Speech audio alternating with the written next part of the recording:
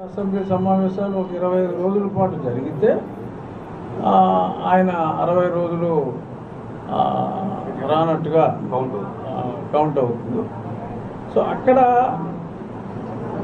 చేయగలిగేది ఏముండదు. ఎందుకంటే రాజ్యాంగంలో రాసి ఉన్నదాన్నే మనం చెప్పడం జరుగుతుంది. గతంలో చంద్రబాబు నాయుడు గారు చివరిలో 2 సంవత్సరాలు రాలేదు కదా, అప్పుడేమైంది అన్న మాటలు వినపడినాయి. అసలు ఆ గత 5 సంవత్సరాల్లో అసెంబ్లీ జరిగిందే 67 పని దినాలు.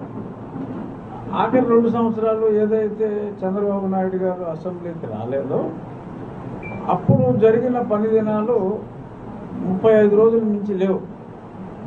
సో 60 రోజులు కంటిన్యూస్గా రానప్పుడే ఆ రూల్ అప్లై అవుతుంది. సో 35 పని దినాలకి అసెంబ్లీ పని దినాలకి ఆ రూలే అప్లై కాదు. అయినా సరే కొంతమంది దాన్ని ఎగ్జాంపుల్గా తీసుకుని మాట్లాడుతున్నారు. అది కరెక్ట్ కాదు.